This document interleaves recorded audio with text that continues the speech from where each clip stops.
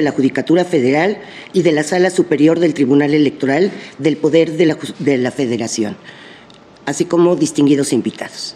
Quiero resaltar que el ministro González Alcántara y la ministra Ríos Farhat se encuentran en su periodo vacacional. Señor secretario de Cuenta, por favor. Sí, señora ministra presidenta. Me permito hacer de su conocimiento que mediante oficio 100 CJEF 2023-30.269 de 14 de diciembre de 2023, la consejera jurídica del Ejecutivo Federal hizo del conocimiento que el titular de ese poder designó a Lenia Batres Guadarrama como ministra de la Suprema Corte de Justicia de la Nación. Gracias. Informe, por favor, al presidente de la República que se tiene conocimiento de la designación de la señora ministra Lenia Batres Guadarrama. La señora ministra presidenta Norma Lucía Piña Hernández pronunciará unas palabras en relación con la imposición de la toga.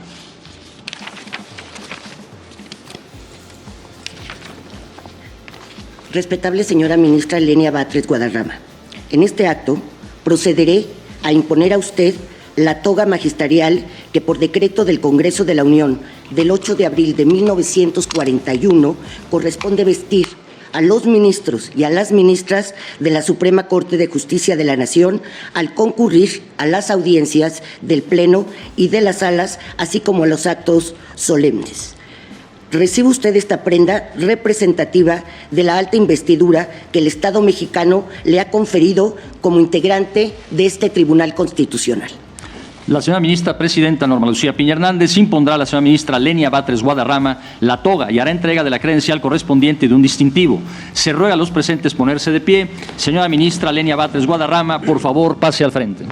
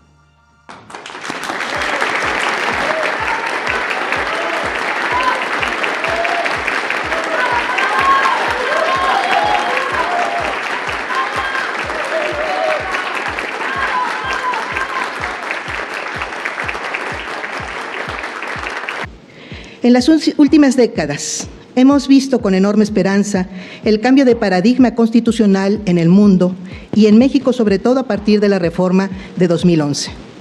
Los derechos humanos, su ejecutabilidad y justiciabilidad se encuentran ahora en el centro de nuestro derecho constitucional. En otros tiempos se sabía que el reconocimiento constitucional de derechos no iba necesariamente unido a su garantía e incluso tuvimos leyes que abiertamente los contravenían. Ahora nuestra Constitución prevé que es deber de las autoridades mexicanas promover, respetar, proteger y garantizar todos los derechos humanos conforme a los principios de universalidad, independencia, indivisibilidad y progresividad, así como prevenir y sancionar, además de reparar sus violaciones.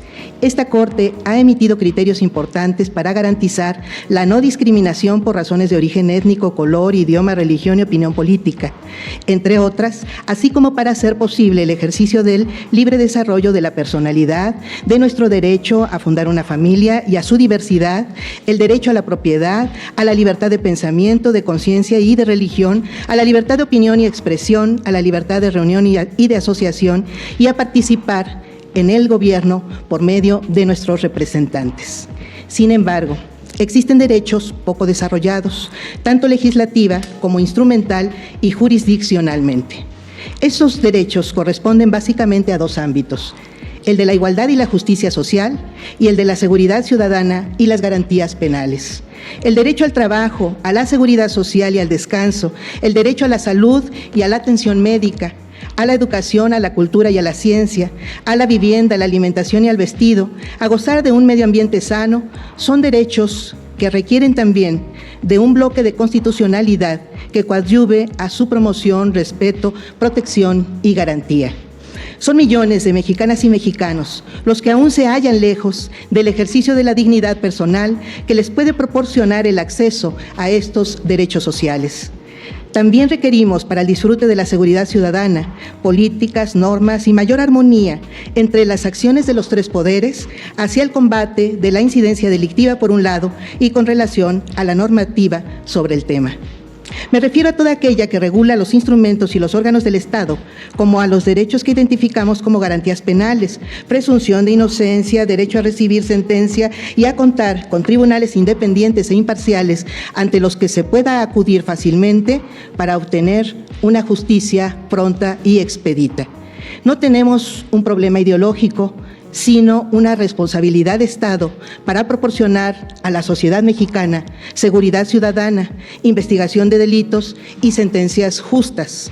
Si algunos elementos de las policías preventivas ministeriales o de la Guardia Nacional cometen errores en el llenado, por ejemplo, del famoso informe policial homologado, los juicios deberían tener algún momento procesal para subsanar esos errores, es decir, para que opere la suplencia de la queja en favor de las víctimas, en vez de generar impunidad en la persecución de los delitos. En este tipo de problemas es en los que se esperaría un fuerte activismo judicial de una corte sensible al principal problema del país que desde hace un cuarto de siglo nos aqueja.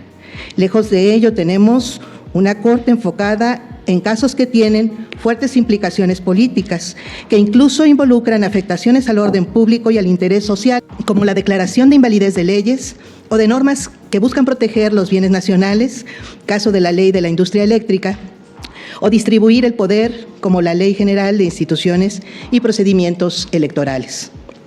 Por cierto, tanto en el caso de carpetas de investigación como en el de las reformas de ley declaradas inválidas, que consideran únicamente errores de procedimiento y no estudian el fondo de los asuntos, es decir, su presunta inconstitucionalidad, la Constitución prevé en su artículo 17 que las autoridades deben privilegiar la solución de los conflictos sobre los formalismos procedimentales. El Poder Judicial no lo está cumpliendo. Esta Suprema Corte, por otro lado, se ha extralimitado. El carácter inimpugnable de sus decisiones la ha llevado a confundir jerarquía de la Constitución con jerarquía de la instancia. La Corte se ha colocado por fuera y por encima del trabajo que realiza la Auditoría Superior de la Federación, impidiendo efectuar auditorías de desempeño.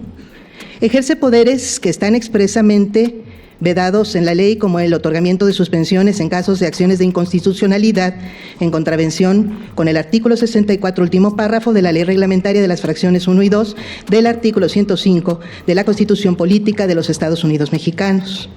Ha creado instancias como la tapa ante los tribunales colegiados de circuito en el incidente de inejecución de sentencias que no tienen sustento constitucional y prolongan los procesos. Se ha adjudicado facultades para legislar y determinar la reviviscencia de normas expresamente derogadas por el Congreso de la Unión. Hans Kelsen calificó a los tribunales constitucionales como legisladores negativos, pero la Suprema Corte ha asumido una función de legislador positivo, pues define normas que prevalecerán posteriormente a una declaración de inconstitucionalidad invadiendo la esfera del poder legislativo que fue electo democráticamente. Ha incumplido además, lo debo decir porque lo dije en el Senado, desde hace 14 años el artículo 127 constitucional que fija como límite para la remuneración de las personas servidoras públicas la establecida para el presidente de la República, disposición que no fue impuesta ni por el actual mandatario ni por las mayorías parlamentarias actuales, sino que entró en vigor en 2010. La insistencia en este tema no responde a una política o a ideales de una cierta visión partidista. Simplemente considero nos corresponde acatar la Constitución. Estos que he denominado excesos, que no tenemos, indican que no tenemos una Suprema Corte subordinada a la Constitución, sino una Constitución subordinada a la Suprema Corte, al grado de que se escucha entre litigantes decir, ¿y qué dice la Constitución al respecto? Lo que indique la Suprema Corte. Se ha olvidado que vivimos en un país de tradición romano-germánica, es decir, de la familia del derecho continental, en la que la jerarquía de las fuentes del derecho es clara y siempre ha tenido preponderancia a la ley como manifestación de la voluntad general. La jurisprudencia es interpretación de la ley únicamente, no puede estar por encima de esta y menos de la propia Constitución. Se confunden quienes asumen que recientemente transitamos a una cultura jurídica distinta por la reforma constitucional de marzo de 2021. En realidad, lo único que se hizo con ese cambio fue simplificar requisitos para establecer jurisprudencia, pero no hemos cambiado de cultura jurídica ni de familia del derecho. Tan es así que la jurisprudencia en nuestro país, incluso después de esa reforma y los constantes cambios legales, sigue siendo obligatoria únicamente para las autoridades jurisdiccionales. La jurisprudencia no goza de la característica de generalidad que sí poseen las leyes mexicanas. La Suprema Corte no puede seguir tomando decisiones anticonstitucionales amparada en que sus decisiones son inatacables. Es cierto que los juicios deben tener una instancia de cierre, pero eso no quiere decir que los acuerdos generales o las jurisprudencias que dicta la Suprema Corte puedan estar por encima de la Constitución o de las leyes mexicanas. Por eso me he atrevido a hablar de excesos. Una cosa es que la Suprema Corte y el Consejo de la Judicatura tengan facultades reglamentarias para facilitar vía acuerdos generales la impartición de justicia, y algo muy distinto es que esos acuerdos tengan validez general y se conviertan o funcionen como ley suprema de la Unión. Podrían decir que la Suprema Corte sí es el órgano supremo en el país porque puede anular leyes por mayoría calificada, pero se equivocan, porque si actuara como verdadero tribunal constitucional, no prevalecería la Suprema Corte, sino la Constitución. En una reflexión seria y mesurada, la Suprema Corte tendría que concluir que debe autolimitarse y someterse a la auténtica jerarquía normativa de nuestro país. Termino este mensaje comentando que estoy contenta, muy contenta, realmente conmovida por cuantiosas felicitaciones que he recibido al llegar a esta Corte.